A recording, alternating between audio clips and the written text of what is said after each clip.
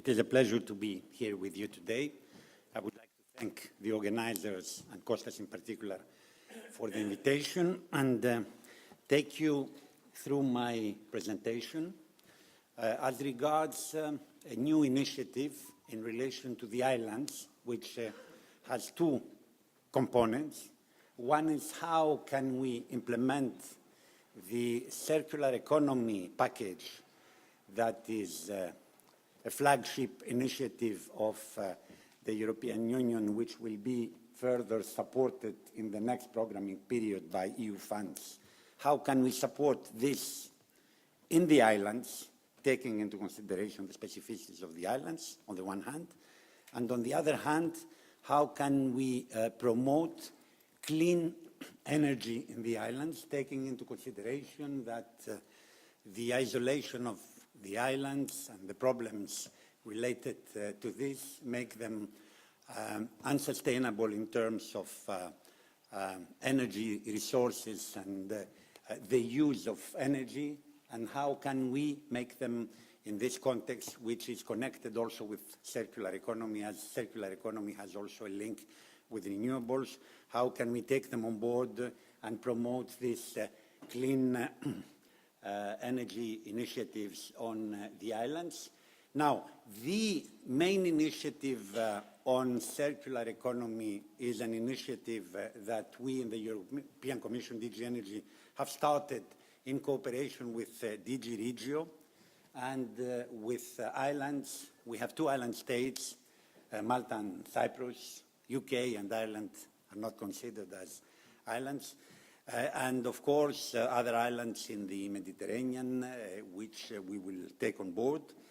We are working closely with DG Energy as regards their pillar, namely the Clean Energy for Islands initiative, two parallel initiatives that are converging under the, as I have said, the circular economy umbrella, and of course the green and the blue growth initiatives of the European Commission. And of course the idea is to promote exchanges, good practice, conferences that will be held in islands and island regions to address the specific problems, to map the problems they are facing, and to see how they can take on board the circular economy concepts with the view to promoting territorial cohesion. Bear in mind that territorial cohesion has been introduced by the Lisbon Treaty, therefore relatively recently, next to economic and social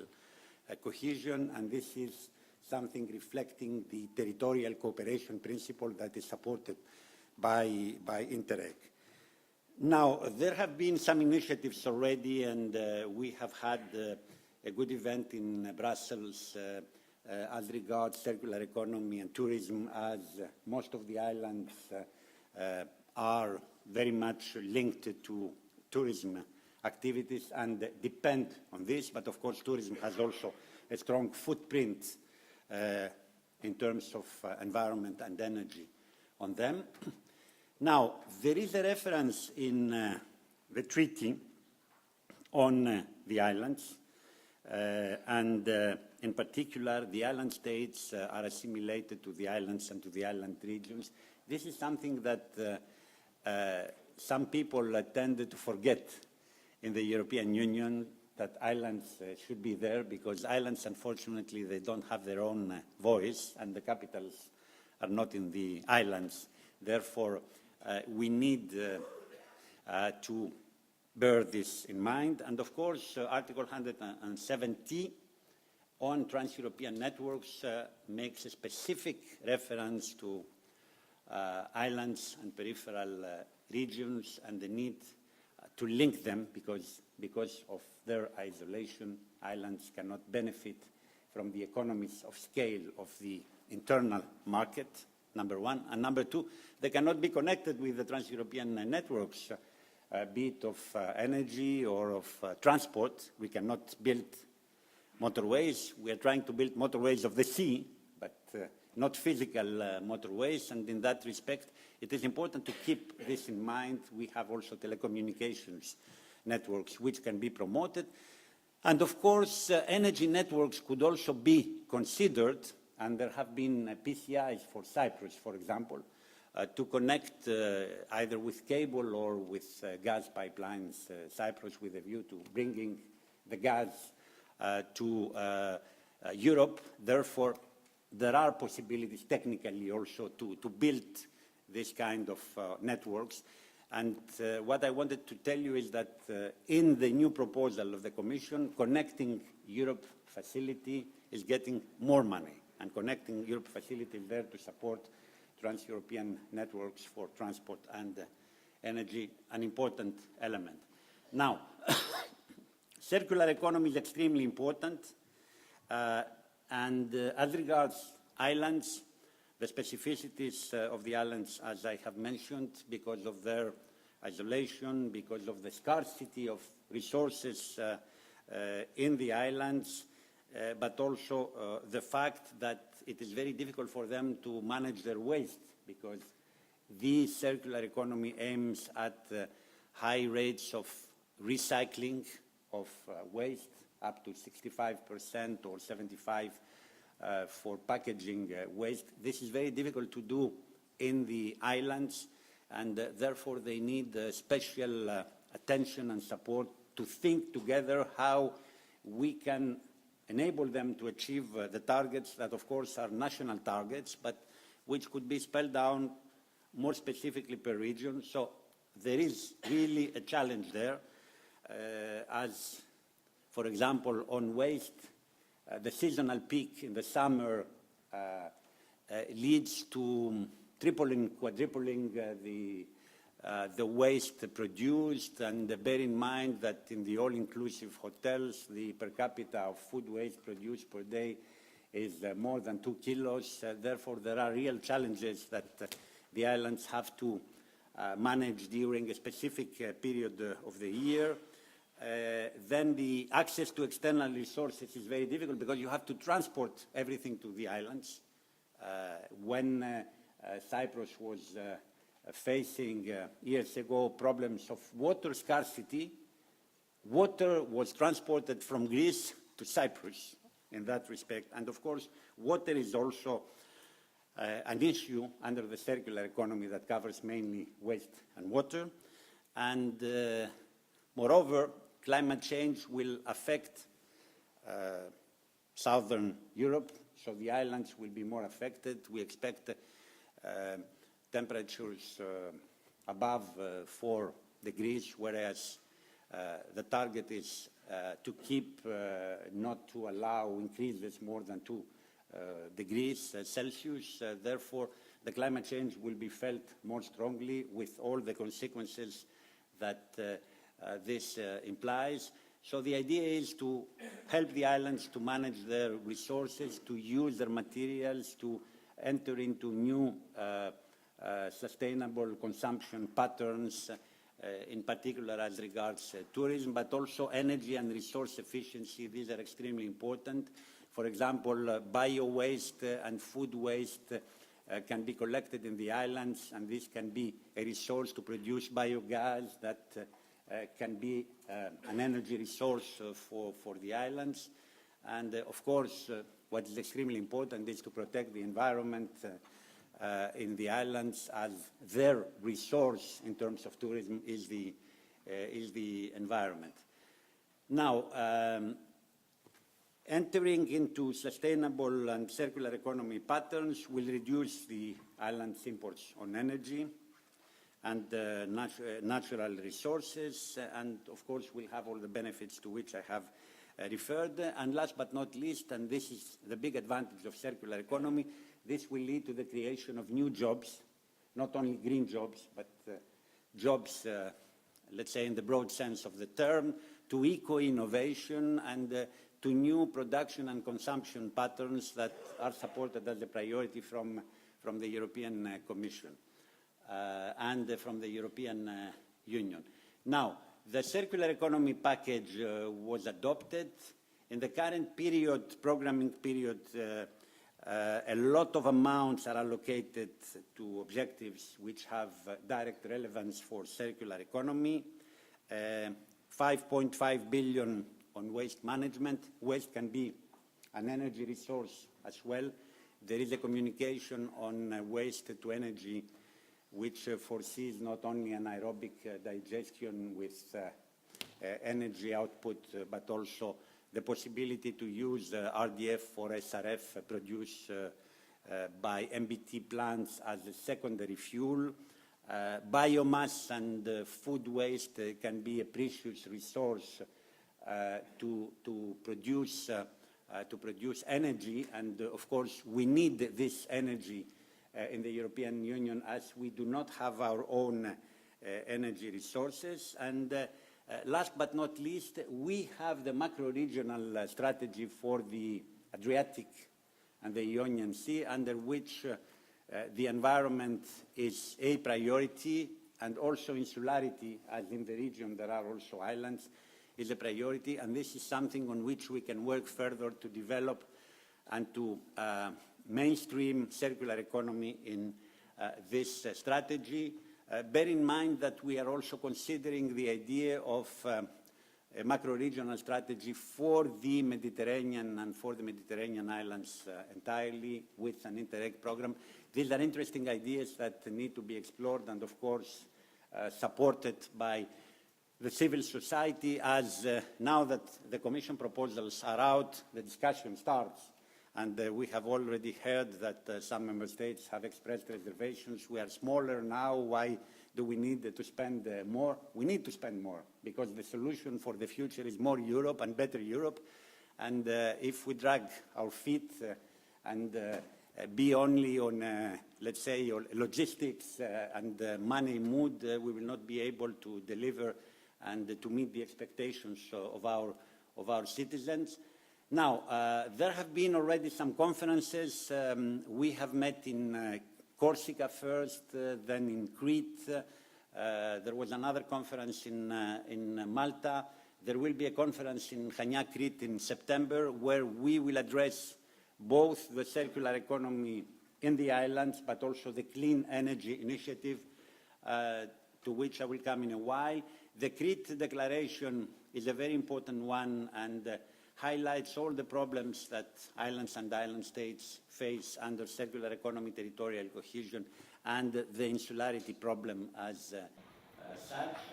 I will not take you through the, let's say, the recommendations to which I have more or less referred, but bear in mind that where negotiation is strong and where member states concerned want to support and to achieve something to happen.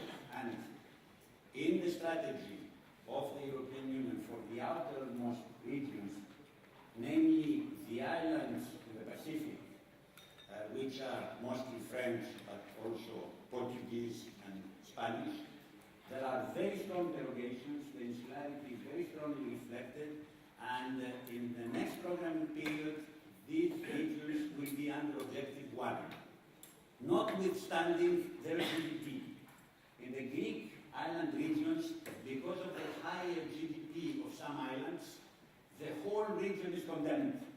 And therefore, smaller islands that have a very, very low income and GDP are penalized because of this fact. Whereas, under the strategy on the outermost regions, the islands taken individually, even if they have a very high GDP that would put them in the category of the rich, benefit notwithstanding from all the advantages of regions that can be in Objective 1, which are the regions that, as a matter of priority, will get most of the EU funds. So here again, there is a political problem, a strong negotiation, and highlighting the specificities which, mutatis mutandis, are relevant exactly for the islands of the Mediterranean. And I'm not referring to the Greek islands.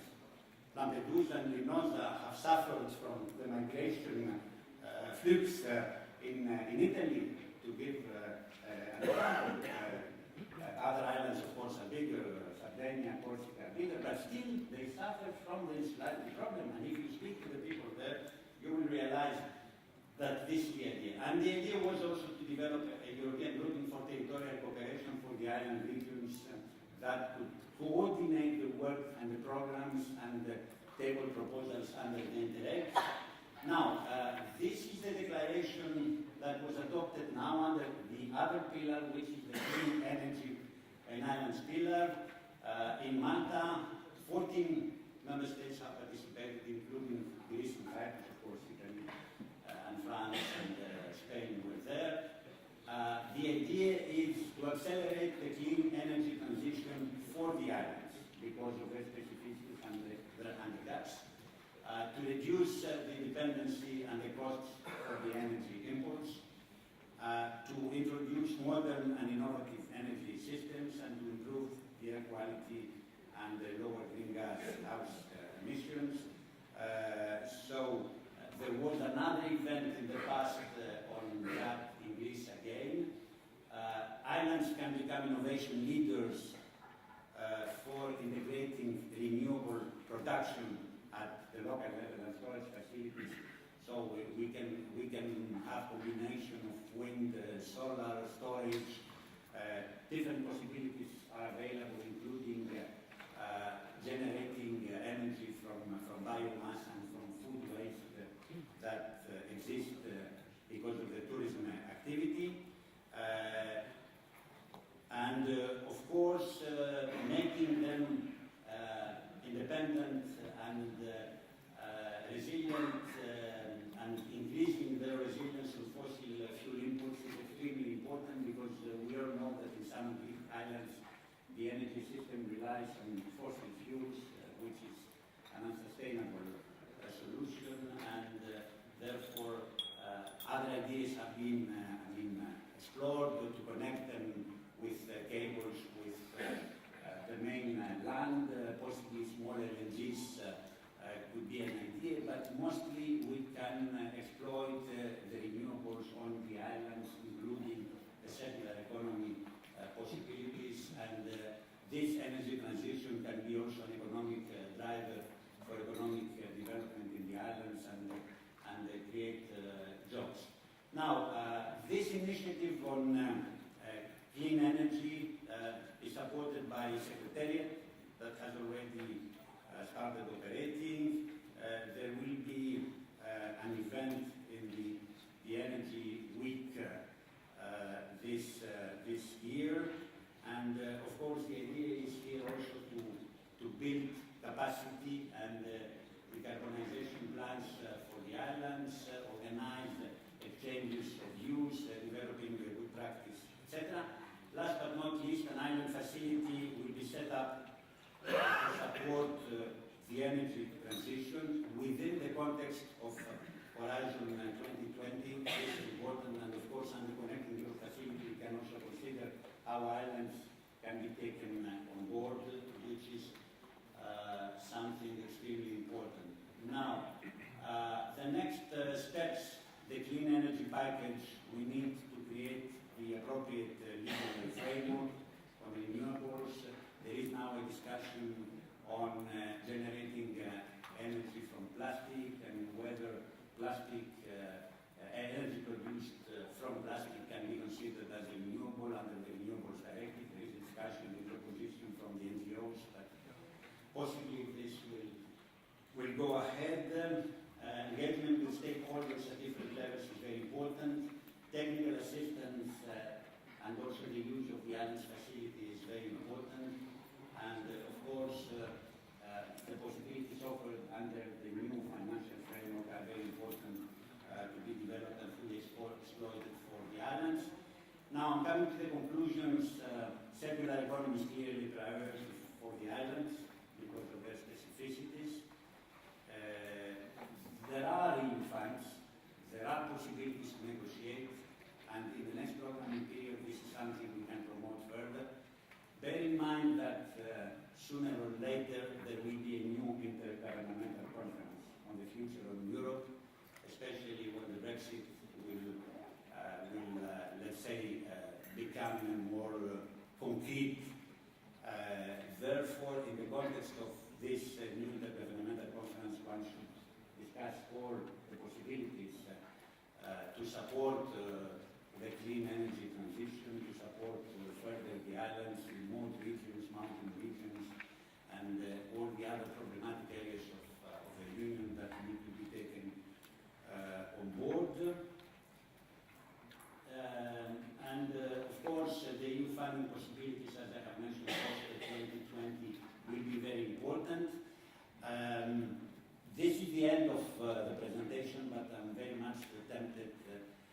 share with you an idea that I am trying to promote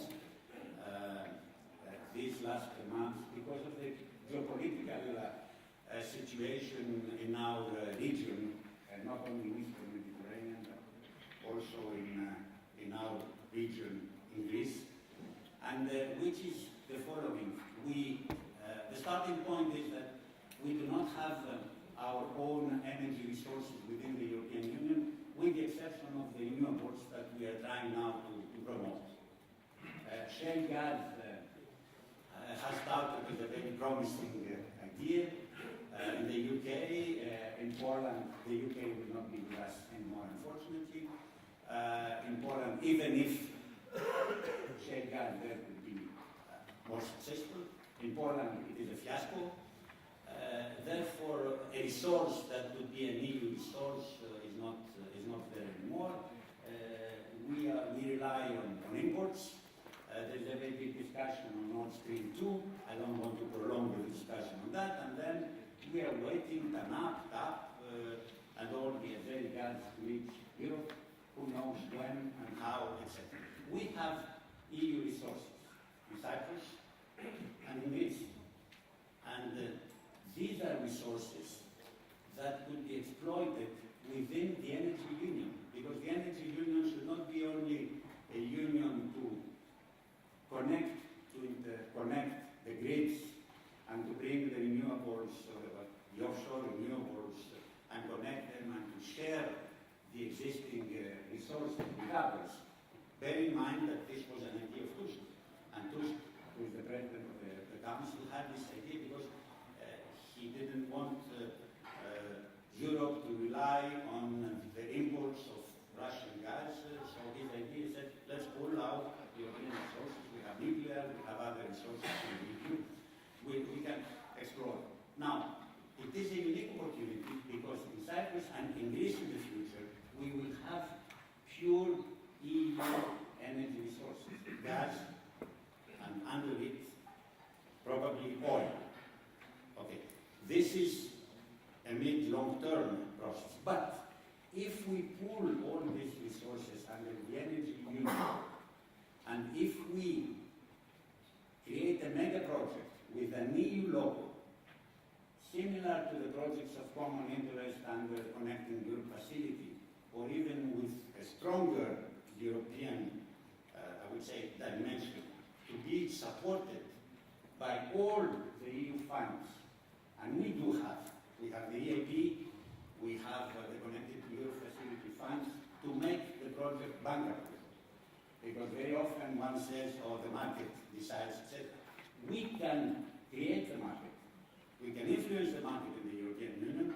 We can establish the regulatory framework.